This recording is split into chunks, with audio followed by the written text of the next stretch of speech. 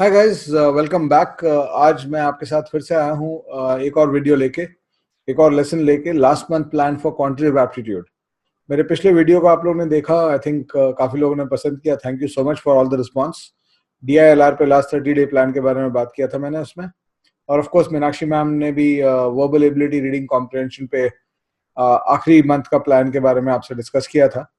तो आज quantitative aptitude के लिए मुझे काफी लोग मैसेज कर रहे थे, तो इसलिए मैं इस पे एक क्लास 30 डे प्लान के बारे में अपने थॉट्स आपके साथ लेके आया हूँ। तो जब आप स्ट्रैटेजी की बात करते हो, लास्ट 30 डे प्लान की स्ट्रैटेजी की बात है ऑफ कोर्स, तो बेसिक लॉजिक तो यही होता है स्ट्रैटेजी का कि तुमको अपना ऑब्जेक्टिव डिफाइन करना पड़ता है। बिना ऑब्जेक्टिव के स्ट्रैटेजी बनता नहीं है। और ऑब्जेक्टिव जब डिफाइन करते हो तो इम्पोर्टेंट हो जाता है कि तुम कहाँ हो और कहाँ जाना है। ये दो पार्ट। और मुझे इस पॉइंट पे वो एलिस इन वंडरलैंड का फेमस स्किट याद आ रहा है, जहाँ पे एलिस एक क्लियरिंग पे पहुंचती है इन हर ट्रेवल्स इन द फॉरेस्ट। और उस क्लियरिंग पे उसको थ्रू, अगर आपने पढ़ी हो बुक तो आपको पता होगा कि चेशायर कैट करके एक बिल्ली है जो बार बार अपेयर करके एलिस को समझाती है कि क्या करना चाहिए उसको, अगले लाइफ के डिसीजंस में उसको हेल्प करती है। तो एक क्लियरिंग पे पहुंचती है एलिस, और उस क्लियरिंग में उसको 5-6 रास्ते दिख रहे हैं। तो जब वो 5-6 रास्ते देखती है तो एलिस वहां खड़ी हो जाती है पजल होके कि कौन सा रास्ता लूं। तो चेशायर कैट अपीयर करती है, बिकॉज चेशायर कैट का काम है एलिस को हेल्प करना। तो चेशायर कैट अपीयर करती है ट्री के ऊपर। तो एलिस उसको देखती है और वो उसको देखती है और सवाल पूछती है कि तुम पजल क्यों लग रही हो इतना। एलिस से पूछती है। तो एलिस बोलती है कि मैं इस रास्ते पे, मैं यहाँ पे पहुंची हूँ और यहाँ पे मुझे 5-6 रास्ते दिख रहे हैं, तो तुमको क्या लगता है कि मैं कौन सा रास्ता लूं। तो चेशायर कैट का जो आंसर होता है वो रहता है कि तुम कहाँ जाना चाहती हो। तो चेशायर कैट जब ये बोलती है उसको कि तुम कहाँ जाना चाहती हो, तो एलिस का रिप्लाई होता है, मुझे पता नहीं मैं कहाँ जाना चाहती हूँ। तो चेशायर कैट का रिप्लाई जो होता है वो क्लासिक है, वो बहुत इंपॉर्टेंट है फिलोसफिकली। चेशायर कैट का रिप्लाई होता है कि अगर तुम नहीं जानती हो कहाँ जाना चाहती हो तो कोई भी रास्ता ले लो, कोई फर्क नहीं पड़ेगा। उसी कॉन्टेक्स्ट में जब क्वांट्स की बात कर रहे हो लास्ट 30 डे स्ट्रैटेजी में, तो मैं पहला पॉइंट आपको यही बोलूंगा कि तुम डिफाइन करो कि तुम अभी कहाँ हो और कहाँ जाना है। और इसका डेफिनेशन 2-3 फैक्टर से होगा। पहला तो तुम्हारा स्कोर क्या आ रहा है सेक्शन में। तुम 20s में हो, 30s में हो, 40s में हो, 50s में हो। इस साल 75, 72, 78 मार्क का पेपर है एक्सपेक्टेड। और तुमको जाना कहाँ है? तुम 20 से 30s में जाना चाहते हो, तुम 30 से 40s में जाना चाहते हो, तुम 20 से 40s में जाना चाहते हो, 50s जाना है, क्या क्या करना है तुमको। ऑफ कोर्स इसका एक फैक्टर होगा कि कितना तुम कर पाओगे, वो फैक्टर जरूर होगा। तो मेरे हिसाब से लास्ट मंथ में करीब 10 मार्क तो आराम से बढ़ सकते हैं। और देखो, मार्क्स बढ़ाने का कोई कोई रॉकेट साइंस तो नहीं है। मार्क्स कैसे बढ़ेगा एग्जाम में? मेरे को अपने मार्क्स बढ़ाने हैं, अगर मेरे को 70-80 आते हैं 100 में से, 70-80% में लाता हूँ मान लो क्वांट्स में, तो मेरे को अगर 90% लाने हैं तो दो ही रास्ते हैं मेरे पास, एक्यूरेसी बढ़ाऊं और अटेम्प्ट बढ़ाऊं। और तीसरा रास्ता कुछ नहीं है। भगवान भी चाहे तो उसके पास भी कोई तीसरा रास्ता नहीं है तुमको देने वाला कि तुम तीसरा कोई और क्या काम कर सकते हो। या तो अटेम्प्ट बढ़ाओ, एक्यूरेसी बढ़ाओ। तो अगर तुमको 10 मार्क बढ़ाना है, which should I think is a good target to have for the last month अपने मॉक स्कोर्स में, तो तुम 2 या 3 अटेम्प्ट बढ़ाओ। तुम अगर 12 अटेम्प्ट कर रहे हो तो 15 पहुंचो और एक एरर को कम करो। 2-3 अटेम्प्ट बढ़ाओ, एक एरर कम करो। 2-3 अटेम्प्ट बढ़ाओ, एक एरर कम करो। That should be the target. तो तुम अगर 12-13 अटेम्प्ट पे हो तो 15-16 अटेम्प्ट जाओ। तुम अपने आप 12-13 अटेम्प्ट, दो दो गलतियां, तुम 30 के आसपास हो, 28-30, 15-16 अटेम्प्ट, एक गलती, तुम 40s में आ जाओगे। 10 से 15 मार्क बढ़ जाएंगे तुम्हारे। तो बेसिक ऑब्जेक्टिव फिर इसका यही रहेगा। तो एक बार तुम ये डिसाइड करते हो कि यहां से वहां का रास्ता क्या है, फिर अगला सवाल ये आता है, कैसे जाऊंगा। ऐसा तो होगा नहीं कि मैं डिसाइड कर लिया कि मेरे को 3 अटेम्प्ट करना है और 3 अटेम्प्ट तुम कल से करना स्टार्ट कर दोगे। तुम ऐसा तो नहीं कि तुम अपना बेस्ट नहीं दे रहे हो एग्जाम में, राइट? तो इन दो चीज को अचीव करने के रास्ते क्या हैं वो डिसाइड करना पड़ेगा। और फिर उसके बाद लॉजिकली सोचो। मैं हमेशा लॉजिकल पॉइंट ऑफ व्यू दूंगा तुमको। तो उसके बाद लॉजिकली सोचो तो दो चीज हो जाती है कि 30 दिन के अंदर तुम क्या कर सकते हो। 6 महीने वाला स्ट्रैटेजी अब तुम इस्तेमाल नहीं कर सकते हो 30 डेज में। लास्ट मंथ में तुम क्या कर सकते हो, क्या फिजिबल है करना, और मैं तुमको दिखाऊंगा कि बहुत सारी चीजें अभी फिजिबल है इस पॉइंट से जो तुम कर सकते हो। काफी चीजें तुम्हारे हाथ में है, ठीक है गेम काफी निकल चुका है, लेकिन तभी भी काफी चीजें तुम्हारे हाथ में है even in the last month. So let's try to understand what you need to do. तो एक चीज बहुत इंपॉर्टेंट है इस पॉइंट पे कि तुमको पता रहना चाहिए, ऑडिट ऑडिट करना बहुत जरूरी है। बिकॉज अब तुम वो हनुमान जी वाला काम नहीं कर सकते हो कि संजीवनी बूटी पूरा उठा के ले जाना है तो पूरा पहाड़ उठा लेते हैं।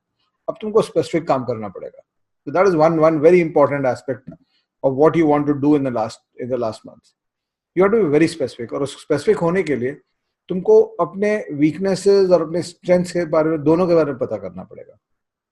तो मैं ऑडिट बोलता हूं कि सबसे पहले 1 घंटा शांत बैठ जाओ, अलग से बैठ जाओ, अपने आप से बैठ जाओ। कभी कभी अपने आप साथ में बैठना चाहिए अपने साथ। और पहले एक तो नॉर्मल ऑडिट करो, सोचो कि मैंने क्या किया हुआ है, कौन से चैप्टर में कितना काम किया हुआ है, कौन से चैप्टर में नहीं किया है, किसमें मैंने कम काम किया है, मेरा क्या एक्सपीरियंसेस रहा है चैप्टर्स को सॉल्व करते समय, और किस चैप्टर में वीक हूं, किस चैप्टर में स्ट्रांग हूं।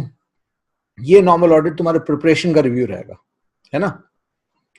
और दूसरी ऑडिट जो है, जो क्रिटिकल वाली ऑडिट है, जो इस टाइम तुमको काफी अवेलेबल होगी तुम्हारे पास, उसको मैं बोलता हूं दिल के धड़कन वाली ऑडिट।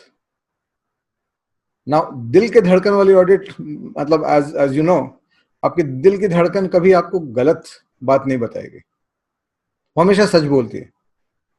चाहे वो लाइफ पार्टनर के चॉइस में हो, चाहे वो आपके क्लास 8 के इन्फैचुएशन के बारे में हो, या वो किसी चैप्टर के बारे में हो जिससे आप मोहब्बत नहीं करते हैं।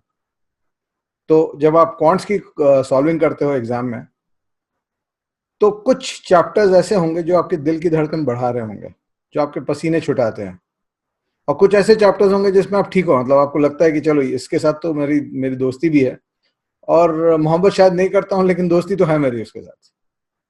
सो तुमको ये खोजना पड़ेगा, और ये तुम अपने टेस्ट में तुमको दिखता है ये कि कौन से चैप्टर्स तुम्हारे दिल की धड़कन बढ़ा रही हैं, कौन कौन से चैप्टर्स हैं जहां पर तुम्हारे दिल की धड़कन बढ़ती है, तुम अनकंफर्टेबल हो जाते हो, तुम थोड़ा टाइट हो जाते हो सॉल्व करते समय, तुम्हारा टेंशन बढ़ जाता है सॉल्व करते समय, और कौन से चैप्टर्स हैं जिसमें ये नहीं होता है, ये भी निकालना है।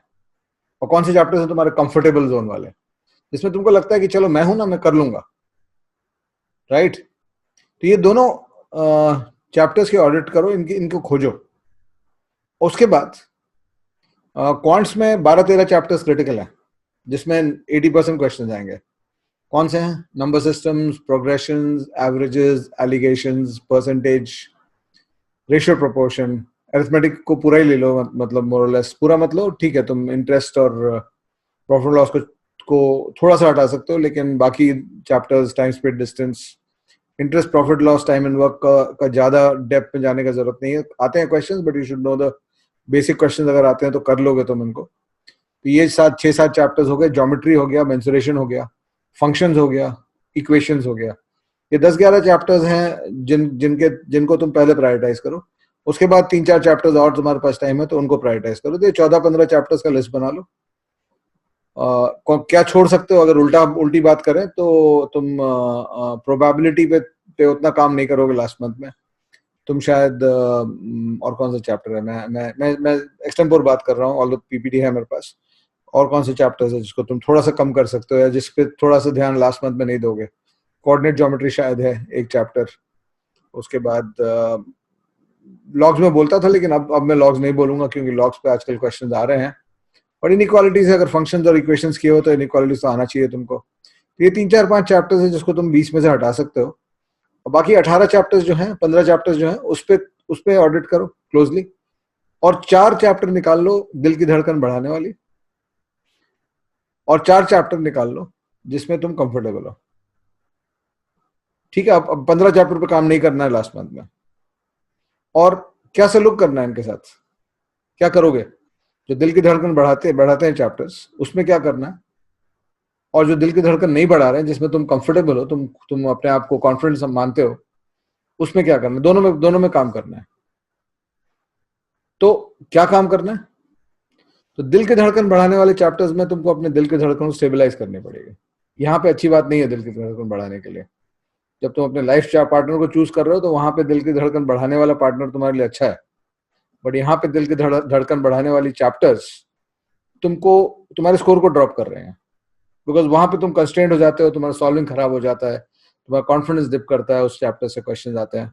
तो 4 चैप्टर उठा लो, वैसा जो भी चैप्टर है उसमें 150 क्वेश्चन बैठ के उठा के सॉल्व करोगे तो तुम्हारा सॉर्ट तुम कॉन्फिडेंस बढ़ जाएगा। मैंने आज तक किसी स्टूडेंट को नहीं देखा है जिसने किसी चैप्टर, सपोज मेरे को टाइम स्पीड डिस्टेंस में दिक्कत होने लगती है, मैं टाइट हो जाता हूँ, मेरे को टेंशन होने लगती है जब टाइम स्पीड डिस्टेंस का चैप्टर का क्वेश्चन आता है, तो 150 क्वेश्चन बैठ के बनाऊंगा अच्छे क्वालिटी का, कितना टाइम लगेगा? अगर एक दिन में 40-50 क्वेश्चन करता हूँ 3 या 4 दिन लगेंगे, तो 15 दिन के अंदर तुम 4 चैप्टर्स को रिपेयर कर सकते हो कि वहां पे तुम एटलीस्ट स्टेबलाइज तो कर लो। ठीक है, तुम इनके साथ मोहब्बत नहीं करोगे इन चैप्टर्स के साथ, लेकिन ऐसा भी नहीं होगा कि ये चैप्टर्स तुमको लहू लुहान करके तुम्हारा खून निकाल देंगे। तुम मोर और लेस इसमें कंट्रोल क्रिएट कर लोगे, है ना, कि एटलीस्ट कंफर्टेबल हो जाऊं मैं।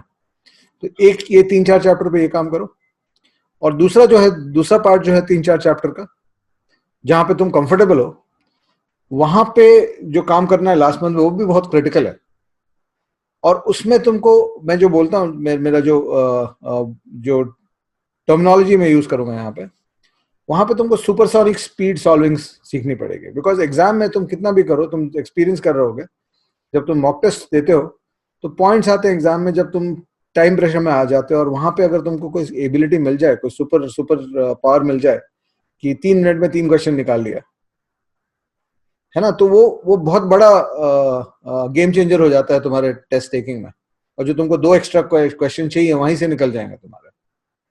तो उस 2 एक्स्ट्रा क्वेश्चन के लिए तुमको, या 3 एक्स्ट्रा क्वेश्चन जो तुमको करने हैं, उसमें तुमको 3 या 4 चैप्टर्स फोकस कर लो, जिसपे तुम ये पार्ट डेवलप करो कि मैं इसको बिना पेन पेपर, बिना इक्वेशन लिखे पूरा माइंड में सॉल्व कर सकता हूँ।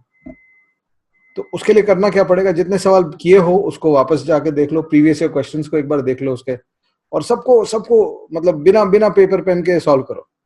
बिकॉज देखो, the number 1 source of speed in CAT, और हम लोग जैसे मेरे जैसे सॉल्वर्स क्यों कर पाते हैं 230 या 70-75% स्कोर इस इन एग्जाम्स में, जिसके कारण हम लोग का परसेंटाइल वहां पे आता है, इसलिए आता है बिकॉज हम लोग का ये सुपरसोनिक स्पीड अवेलेबल रहता है।